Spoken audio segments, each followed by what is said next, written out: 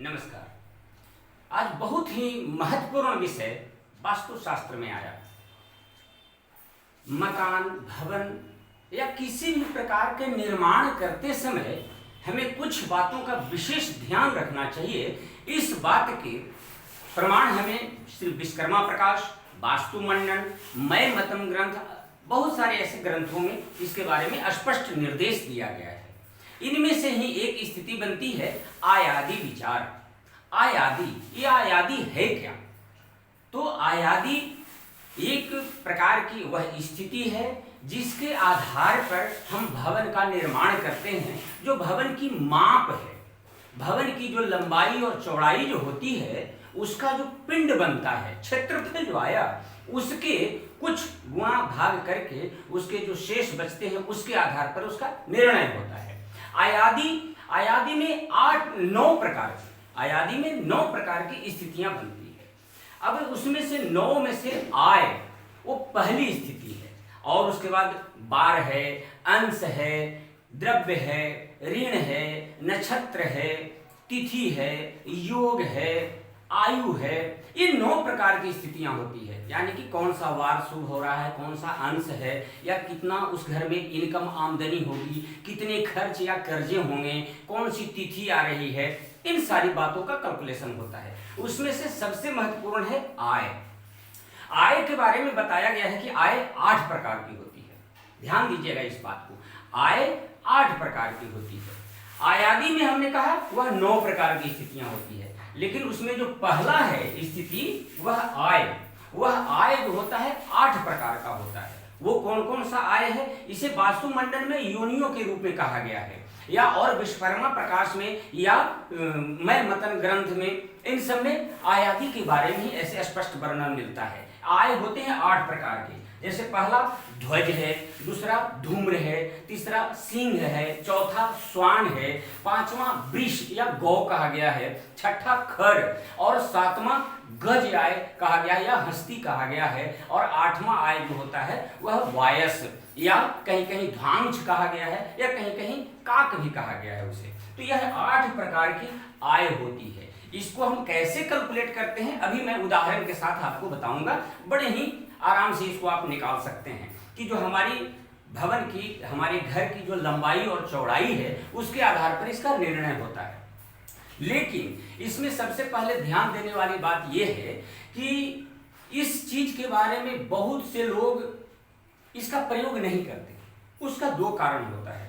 इसमें एक सूत्र है, विश्वकर्मा प्रकाश में भी आया है कि 11 हाथ, पहले हाथ से लंबाई मापी जाती थी, क्योंकि उस समय, जिस समय यह ग्रंथों का निर्माण हुआ, लिखा गया, उस समय में फीट, इंच, स्केल, टेप इत्यादि ये सब नहीं थे।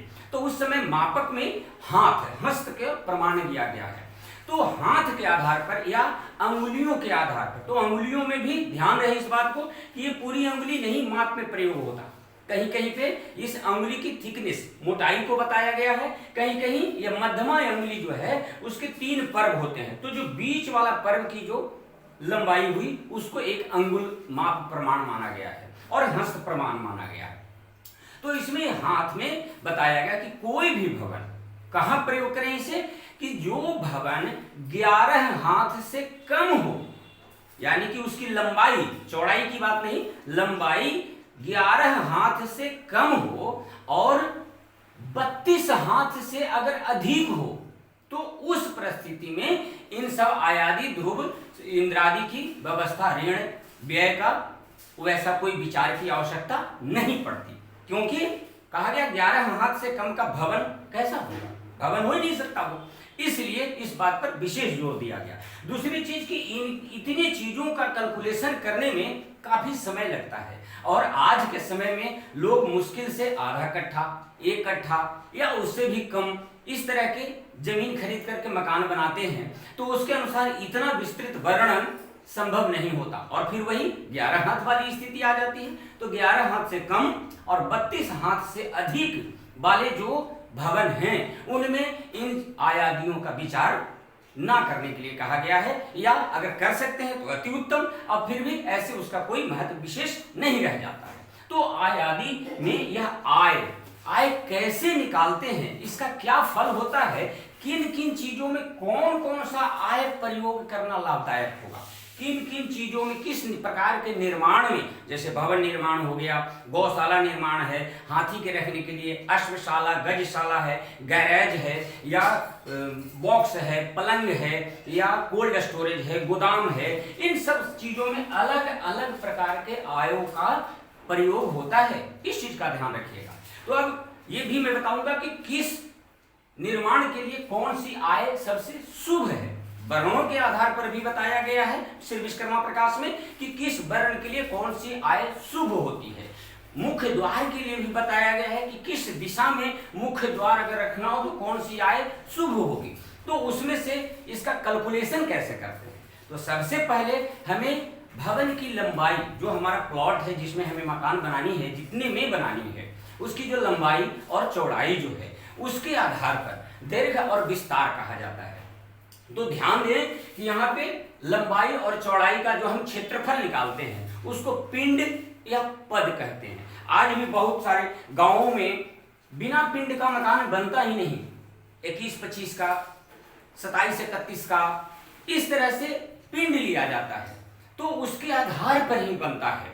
तो ध्यान रखिएगा कैसे बनता है। जैसे मान लिया कि हमारा एक मकान है या प्लॉट है, उसमें हमें मकान बनानी है, तो उसकी जो लंबाई है और चौड़ाई, लंबाई और चौड़ाई का जो ये हाथ प्रमाण माना गया है, इसको में बताया गया है कि या तो वह गृह स्वामी के हाथ के आधार पर हो, या गृह स्वामी अगर अनुपस्थित है तो उसके बड़े पुत्र के हाथ की माप की हो, अगर वह भी अनुपस्थित हो तो जो कारीगर है उसके हाथ की माप ली जा सकती है।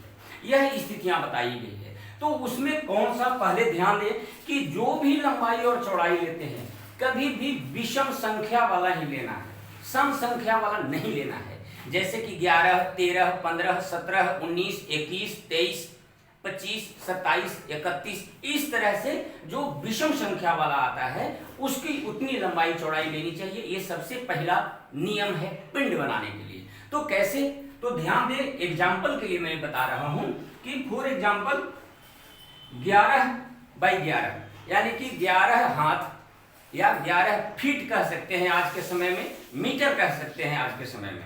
तो 11 फीट लंबाई हुई और 11 फीट चौड़ाई हुई। अब इन दोनों के आपस में जब हम गुना करते हैं तो जो गुणनफल आएगा वह पिंड या पद कहलाएगा। जो क्षेत्रफल जिसको हम स्क्वायर फीट कहते हैं भी आज के समय में, तो इसको कितना आएगा 121, यही आएगा, 1 से 1 और 1 और 1 यानी कि जोड़ा तो 121 फीट या स्क्वायर फीट या पिंड बना।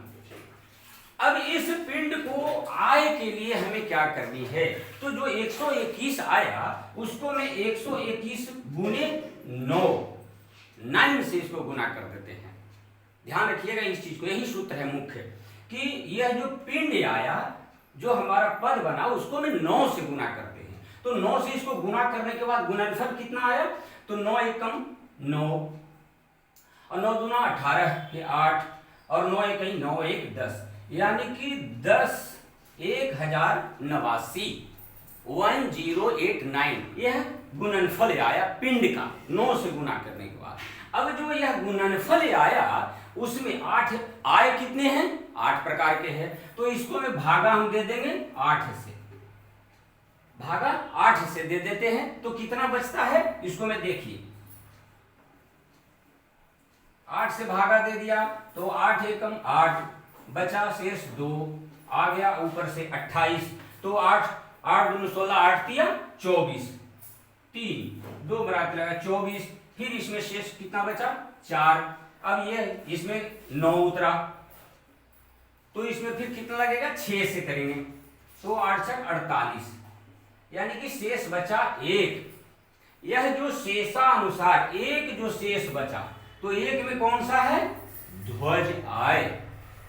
ध्वज आय किसी भी प्रकार के निर्माण के लिए सर्वोत्तम माना जाता है, चाहे किसी भी प्रकार का निर्माण हो, वह मकान बनाना हो, गजशाला बनाना हो, घोड़े के लिए बनाना हो, हाथी ऊंट के लिए बनाना हो, गैराज के लिए बनाना है, स्टोरेज के लिए बनाना है, गोदाम के लिए बनाना है, कोल्ड स्टोरेज बनाना है, तालाब, कुआं, पानी, टंकी, पलंग, गद्दा, कुछ भी, सबके लिए ध्वज आय सर्वोत्तम माना गया है। लिखित है विश्वकर्मा प्रकाश में। विशेष जानकारी के लिए आप Facebook page Upendra vastu resolve Facebook page है, यही नाम है वहां भी, तो उस पर आप जाकर के देख सकते हैं। लिखित में मैं उसमें डाल रखा हूं। तो एक आया यानी कि शेष के आधार पर क्या हुआ, लंबाई गुने चौड़ाई, जो भी हमारा प्लॉट है या भवन बनाना है उसका लंबाई गुने चौड़ाई बराबर जो स्क्वायर फीट आया या हस्त आया वह हमारा पिंड हुआ। उस पिंड में 9 से गुना करेंगे, 9 से गुना करने पर जो गुणनफल आया उसमें 8 से भाग देंगे। तो जो लब्धि आया उसका यहां कोई महत्व नहीं है। जो शेष बचा उस पिंड में जब 9 से गुना करके जो गुणनफल आया उसको 8 से भागा दिया, 8 से भाग देने के बाद जो शेष बचा वह शेष यह आय को प्रमाणित करता है। शेष के अनुसार ही आय जाननी चाहिए। अब यहाँ पे ध्यान देना चाहिए, यह स्पष्ट हो गया कि यह ध्वज आय आया यानी कि बहुत ही सुंदर है। अब रह गई बात कि किस किस चीजों में किसको प्रयोग किया जाता है। तो ध्वज आय जो है वह हर प्रकार के संसार के हर प्रकार के निर्माण के लिए सर्वोत्तम माना गया है। किसी भी प्रकार का निर्माण करें, वर्णों के आधार पर बिल्कुल ब्राह्मण के लिए विशेष माना गया है और अन्य सभी वर्णों के लिए उत्तम माना गया है। नंबर दूसरा पर जो आता है धूम्र आय। धूम्र मतलब कि यह एक प्रजाति है। तो धूम्र आय का धूमा से संबंध आप समझ सकते हैं ऐसे ही। तो इसके लिए भवन निर्माण के लिए यह अच्छा नहीं माना गया। भवन निर्माण के लिए, रहने के लिए, आवासीय भूखंड के लिए, आवासीय भवन निर्माण के लिए विषम संख्या वाले जो आय हैं वो सर्वोत्तम माने गए। कौन कौन, यानी कि 1, 3, 5 और 7, ये जो है आवासीय भवन निर्माण के लिए विषम संख्या वाले जो आय हैं वो सर्वोत्तम माने गए। उसमें भी और प्रकार के भेद हैं और ये जो है सम संख्या वाले जो आय हैं वह आवासीय निर्माण के लिए, आवासीय भवन निर्माण के लिए बुरे फलदायक माने गए हैं, अच्छे नहीं माने गए हैं। तो लेकिन उनका क्या प्रयोग है, तो उनका भी प्रयोग है और विशेष रूप से प्रयोग है, उसके बारे में अभी मैं यही बताने जा रहा हूं। तो ध्वज आय का जान गए, किसी भी प्रकार का निर्माण सुंदर है, उत्तम है। दूसरा धूम्र।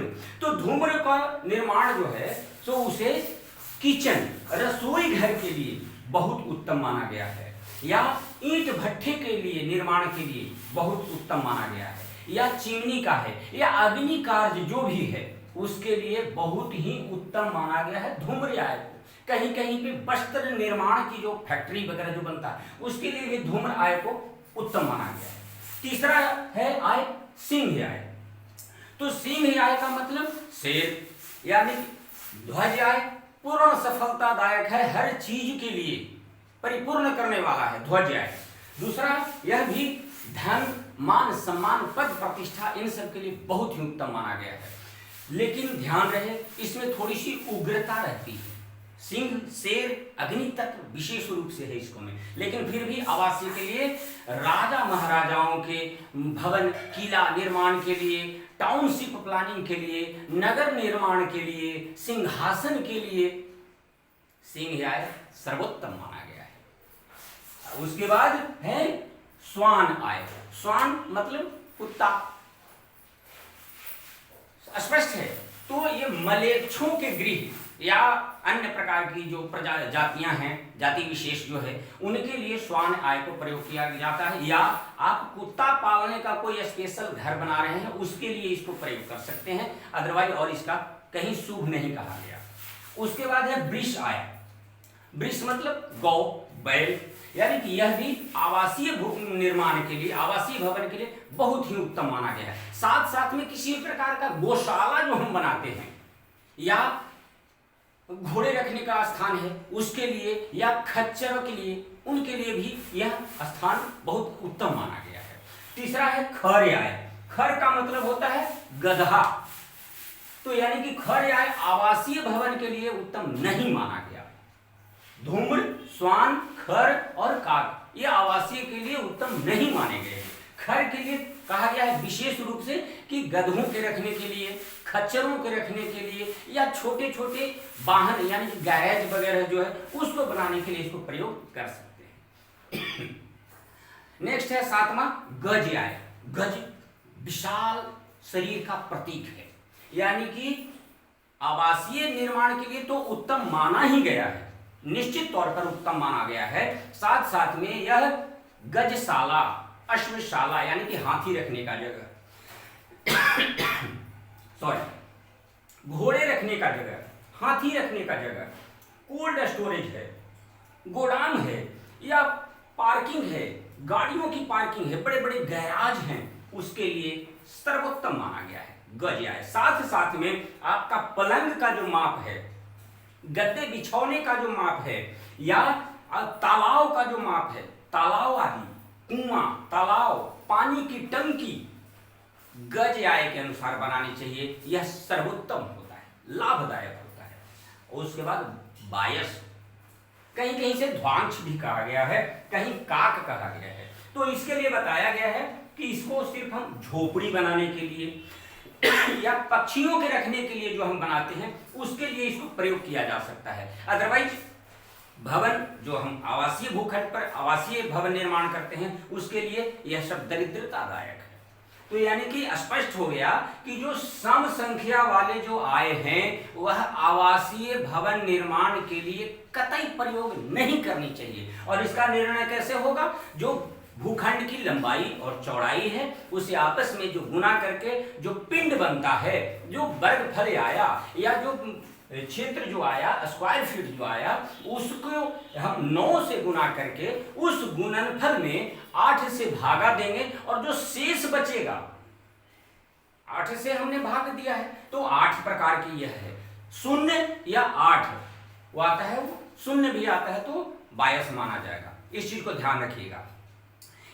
यह आय आदि के बारे में वास्तु मंडल में भी हमने पढ़ा, विश्वकर्मा प्रकाश में भी पढ़ा, मयमतम ग्रंथ में भी पढ़ा और भी कई पौराणिक ग्रंथ जो हैं,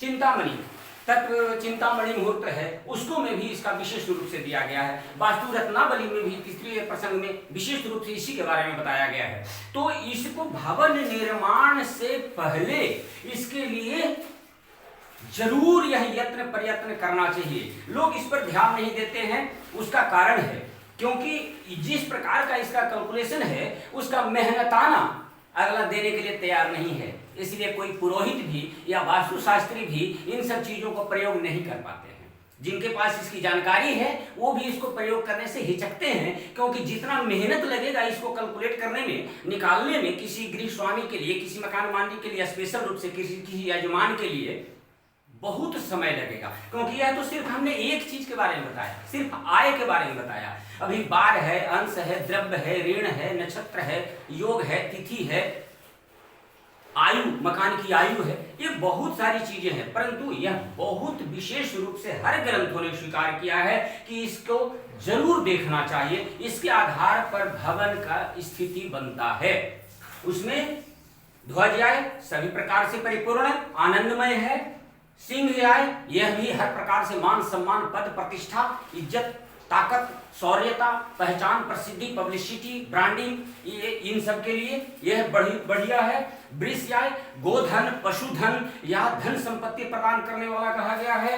गज आय हर प्रकार से सुख समृद्धि प्रदान करने वाला कहा गया है। यह आय के बारे में आज हमने बताने की कोशिश की है। अगर इससे संबंधित और भी किसी प्रकार को आपको कोई शंका है तो आप कमेंट बॉक्स में लिख सकते हैं, उसका मैं आंसर दूंगा। क्योंकि उपेंद्र वास्तु रिजॉल्व सदैव इसी प्रयास में है कि आपके जीवन से बड़ी बड़ी परेशानियों को छोटे छोटे उपाय के द्वारा दूर कैसे किया जाए। अगले पोस्ट में, क्योंकि यह बहुत लंबा हो रहा है वीडियो, तो अगले वीडियो में हम बार, अंश, द्रव्य आदि के बारे में चर्चा करेंगे।